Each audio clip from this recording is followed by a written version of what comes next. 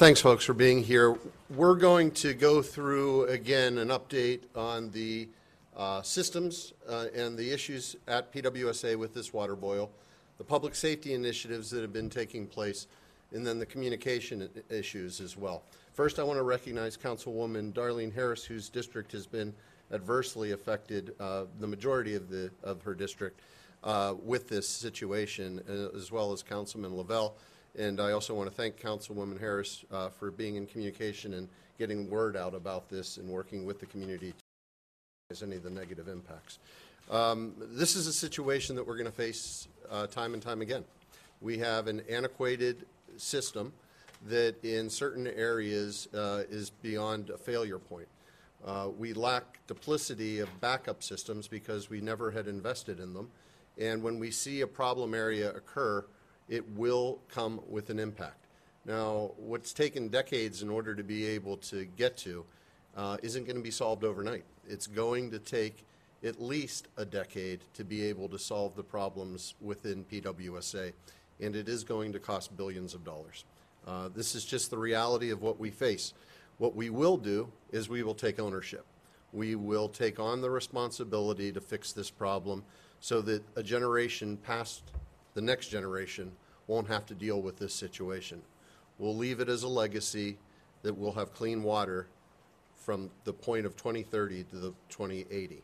And that's the vision that we've put out. With that, in dealing with the present situation, Director, if you can come up and advise what has happened over the course of the past 24 hours, and in particular since last evening. Good afternoon. Our efforts have been first and foremost to stabilize the system. We have disconnected the reservoir as of 7:30 last night, so therefore the offending reservoir is offline and will not have any water flowing from it to the water system until it is repaired. Secondly, we've begun the process of developing a repair strategy. It requires us to get permits from DEP. It requires us to get approvals from our board as to the funding that would be required. And it also requires us to provide the ability for the system to provide water at all times without the reservoir. So to do that, we've done some other repairs to pumping stations. Actually, we've expedited other repairs that were underway. We've moved them up from the end of September to the end of next week. Several of these will be done this weekend. We'll be bringing people in on overtime to do the electrical and other activities required to make these pumps run. So we are confident that that will provide a solid water system as we had previously. We will be running the entire system off of one reservoir, Highland 2 reservoir. All of our reservoirs are actually very large. They range each, which is very large for a system of this type. We also have 10 water storage tanks that supply water to the various pressure districts, all of which are in good condition and have been operating properly. So we're confident that we can make our way through this and provide the water supply and the water quality that the public demands. Now, yesterday I did not say one thing I wanted to say today, and that is that we want to apologize for the problem that this may have caused some of our customers. It's clear that we are dealing with a system that is like a very old car, and at any given point in time, a particular part might fail. Some of those parts will prevent you from driving to someplace. Other parts are such that you can drive without them and make up whatever you need with duct tape, so to speak. I would say that our staff have done a great job keeping this facility, our entire facility, running, and that we should all be very pleased with the work and the commitment that they personally make. I haven't met a stronger group, a more committed group in my career. So I think the public should be confident. The repairs will start next week. We will repair one cell, the east cell, and then we intend to take the west cell down and rebuild it in its entirety. That's the cell where we had the most, appear to have the most problems, and the entire facility was up for reconstruction in 2018. So we missed it by a year, which isn't satisfying, but it is in fact something we knew we would have to do at some point. So it was in our capital plan, and the budgets were available in our capital budget. The last point I'll make is that the overall program will probably take us, by the time we're done with all of the work, probably take us about 9 months. But we intend to have the one cell, the east cell, up and running so we can restore the Lamphere facility by the end of the year. In the meantime, as I said, we've done everything possible to upgrade and make possible backup systems for all of our existing pump stations. And that will ensure that we have water to meet all of our needs. Thank you. We'll be taking questions afterwards about systems operations, but the other part of this is public safety and the concerns that the community may have about the Boyle advisory. And with that, and working, and I have to thank our public safety officials working all night in order to be able to make sure that water would not be a concern, at least availability. Director? Yes, sir. Thank you, Mayor. Upon notification last evening, we activated the Emergency Operations Center at the Allegheny Emergency Services in Lexington. Throughout the night, we developed a plan. Unfortunately, we've had experience in doing it prior with the other incidents. We were able to, throughout the night and early this morning, bring 10 water buffaloes into the city of Pittsburgh from the Washington County area. We utilized Pittsburgh Bureau of Police motorcycle officers to escort the water buffaloes. We currently have 25,000 gallons of water, potable water, available for the public's consumption. We also activated the city's 311 system this morning. Individuals that were experiencing difficulty in obtaining water, unable to boil water, or unable to go to a water buffalo, we fielded those calls, and as of 2 o'clock this afternoon, public safety officials provided 11 residents with water for consumption. The other thing that we have been monitoring throughout the night and early this morning is the call volume within the city. As I mentioned last night, it still remains today. There's no abnormalities of any medical symptomology that would be related to contamination of this sort. So all in all, things are going well, and we will continue tomorrow, if necessary, to provide water for those individuals unable to either go to the water buffalo or boil the water.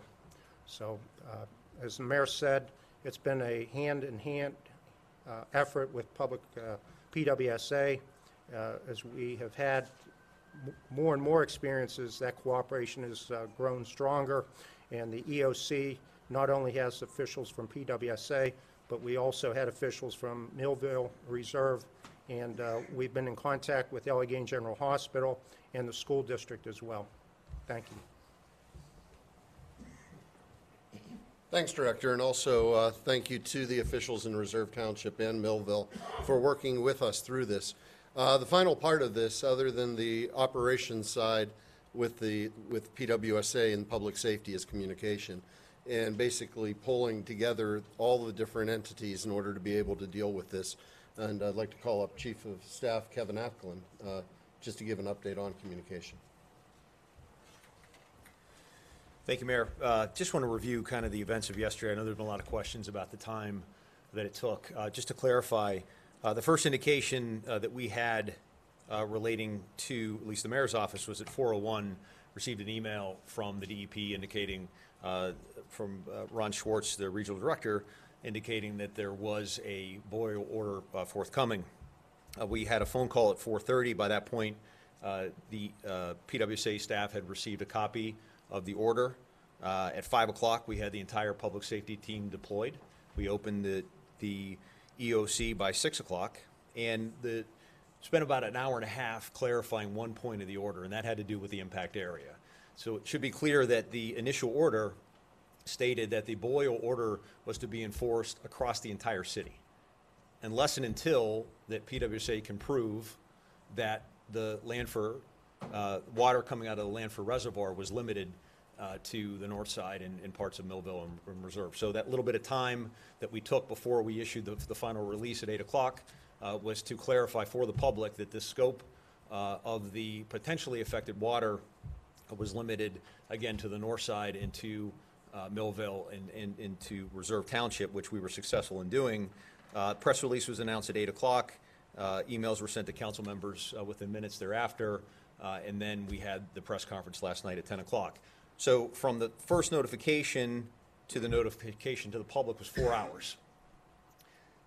State law allows for 24 hours.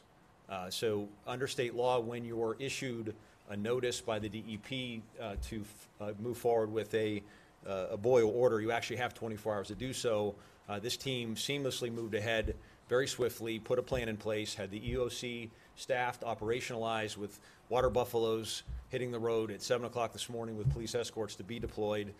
We reached out to the hospitals, Allegheny General, as well to the Pittsburgh Public School System, and made sure that the kids had bottled water this morning. So I think this is evidence of a team working very seamlessly for the public safety of the residents of the city of Pittsburgh. And again, now we're really working hard, so hopefully over the next day or so, to prove that to beyond the doubt that the order deserves to be lifted. So the plan was put in place again, and is a testament of public safety, PWSA, and Public Works working together seamlessly. Thanks. Do you want to take questions? Kevin, did you say it was going to be lifted tomorrow? No, the hope is once we get to a point, and I can ask Bob to come up, and we've had conversations, just so you know, as high as the governor's office. Was on the phone with him yesterday. They're well aware of the impact. We haven't been shy about the problems we're having with PWSA. It was a little bit of poetry that I spent 3 hours yesterday in City Council chambers talking about the release of the IMG study showing how difficult of a situation we have, and then just several hours later we're dealing with a situation here. So Bob, you want to give a picture of our current conversations with DEP? Yes. Yeah, I think the one question people want to know too is when can they drink the water? Well, if they boil it, they can drink it now. Without boiling. Yeah, that's right. I think it's fair to say that we have to prove ourselves in order for the state to lift the order. And that proof comes with 2 consecutive sets of samples that we routinely take every day. We did take samples this morning. Unfortunately, those will not be considered as part of the final approval process because they asked for us to stabilize or verify that we had stabilized the chlorine levels in the entire system. That's one of the issues they wanted to have done before they were willing to accept any samples, which we've done. We increased the chlorine levels last Tuesday because we were generally concerned about the use of chlorine in the system. So we had already taken the action to increase the chlorine levels. The lifting of the order will be based on 2 consecutive samples taken 12 hours apart on 2 consecutive days. So if we take one at 5 o'clock tonight, we can take another one at 5 a.m. tomorrow. Each sample takes approximately 24 hours to process, and so at the end of that 24-hour period, we'll get an answer. Once we get 2 consecutive samples with no detection of coliform, then we will get the order lifted. Given what we've been seeing in the system, given the consistency of the chlorine levels, we have no reason not to expect that the samples we take from this point forward will be zeros, as they were last Saturday. And I want to commend the staff, frankly, that do the sampling because they've been working 24 hours the last couple of days to take the samples to verify the conditions in the system. At this point, we would hope that we can lift the order or that we can recommend to the state for their consideration that by Thursday we could raise the boil water order. But frankly, at this point I can't say with absolute certainty, but I'll say that it's a high probability that we should be able to lift it sometime Thursday. At the very latest, we hope that it'll be Friday. And that's based on the results of the samples we've taken over the last few days, which have all come back 0. So we don't anticipate any change. Can you clarify at what point it was apparent that this order was coming? Mr. Ackland said the city got word from the state at 4 yesterday. When did the PWSA know that a precautionary step was likely, and why wasn't the public informed of that by the PWSA sooner? We were in conversation with DEP and ACHD on Friday last week and Saturday. As a result of the Saturday samples coming back with no detection, we were advised at that time that a boil water order was not necessary. The state apparently, in considering the results of an inspection that occurred on Sunday, felt that there needed to be further discussion about whether an order was appropriate. And they contacted me yesterday at 2:30 in the afternoon, 2:29 to be exact, and informed me that based upon the results, unless we had any information that they did not have to justify not having an order, that they expected to have an order in our hands by the end of business that day. We actually received the order itself at sometime around 4:30, and that's, as you've heard earlier, the basis upon which all the actions were started. The biggest issue for us was that they were not firm as to what the area to be impacted was, and we felt it inappropriate before we finalized that to start discussing a boil water order. Would have been inappropriate to inform the public of something we didn't fully understand. Once we understood and we came to agreement, we provided additional information. As was said earlier, we took the appropriate action. And I think, again, I want to commend the safety department for their quick commitment to making this happen. So to clarify, the data that was in hand Friday, if there had not been additional findings about the physical condition of the reservoir, the data that was in hand Friday would or would not have been enough to trigger an would not. Well, let me be clear about that. Not only would not, but as of Sunday, the state had advised against. So the information that was being looked at over the weekend that was being tested, by Sunday, there was no action to be taken by DEP for a boil advisory. It was only after additional testing on Monday, at which point the tarp, or the cover for the reservoir, was breached and the birds were there, that the advisory was changed to a boil. So it was not that- stress levels of this. Sunday, there was no boil. Sunday, actually, the actual discussion took place at 6 p.m. on Saturday night. The staff were in communication with the EP and ACHD all weekend. We advised them that because of the general concern expressed, that we would have the reservoirs inspected, which we did on Sunday. The gentleman was unfortunately unable to get here. His flight from Philly was delayed or postponed, and so he couldn't get here until Sunday morning. He immediately went to work. We had our first review of his data. He wanted to do some additional checking on Monday, which he did, and it was at that point that he provided us the details, which we then provided to DEP. So it was physical state of the reservoir as determined by the consultant Monday that led to the precautionary That is order, correct. not test results from Friday. That is correct. Two separate. Yeah, I think it's important. Yeah, that's a good point. I perhaps haven't made it clear that there are several methods by which they can declare a boil water order. One of them is, in fact, the water quality tests come back unacceptable. That we met. We did not have unacceptable water quality. But what we did have was a condition at the reservoir which, after inspection, detailed inspection, we required staff to be out there working to expose the cover on Sunday.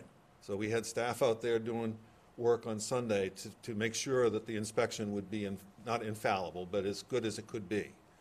And it was at that point that the inspector came back and said, look, I think that we probably do have a breach, maybe more than one, and we do see evidence of birds that have been roosting on the reservoir, and it was at that point that the state said, okay, you need to take this reservoir offline, and we're going to have a boil water order until you can confirm the water quality.